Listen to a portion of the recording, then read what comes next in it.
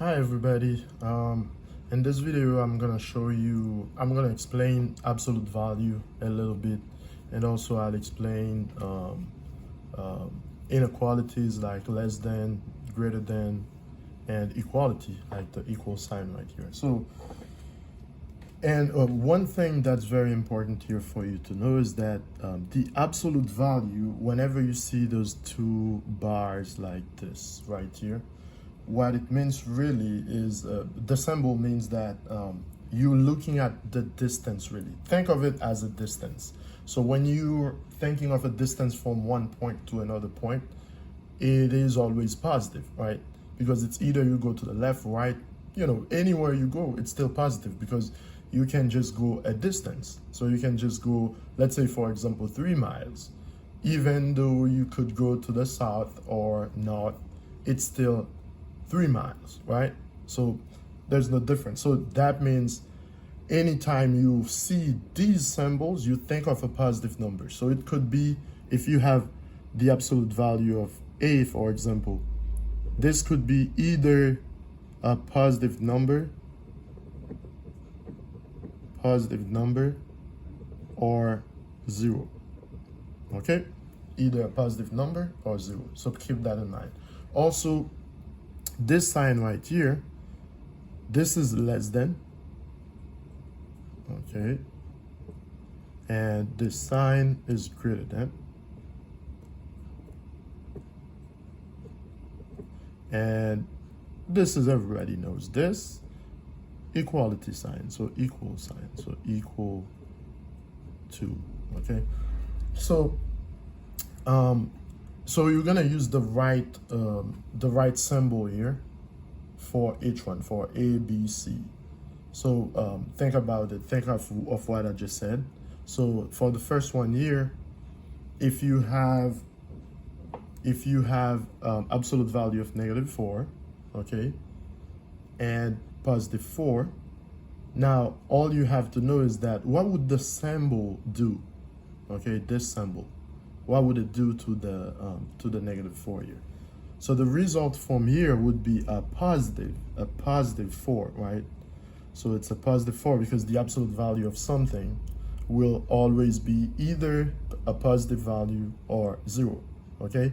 That means what you have here, really, if I rewrite it right here, if I put solution here, okay? So if I put absolute value of -4, you know that this would be +4, okay, because it's a positive value. So you're looking at the distance, right? So it's +4.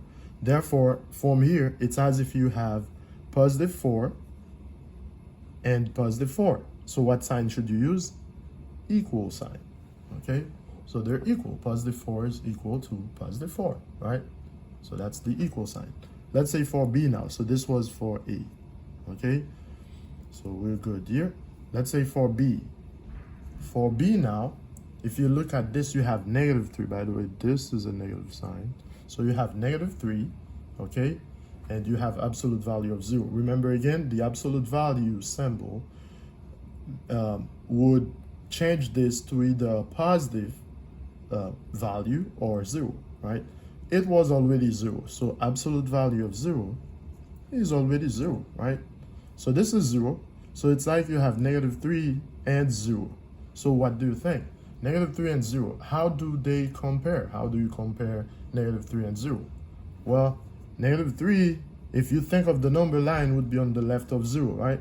So -3 is less than 0, okay? So -3 is less than 0. And when I say number line, what I mean is this. So remember, if you have 0 here, you'll have -1, -2, and +1, +2, keep going, left, negative, right of 0, positive. So -3 would be right here. And if -3 is here, you know 0 is there, so -3 will be less than 0 because 0 is on the right of it, okay? So anything below 0 here will be less than 0, which should make sense, right? Same thing here for C. So this was B, less than, okay? So this was B. Now let's do C. C now, you have absolute value of 2.7, okay, absolute value of negative 2.7, and absolute value of negative 2. Now, absolute value of negative 2.7, remember, it will make it a positive value. So this is now 2.7, okay? And this negative 2 here becomes positive 2. Therefore, what do? 2.7 is greater than 2, okay? Greater than 2, that's it.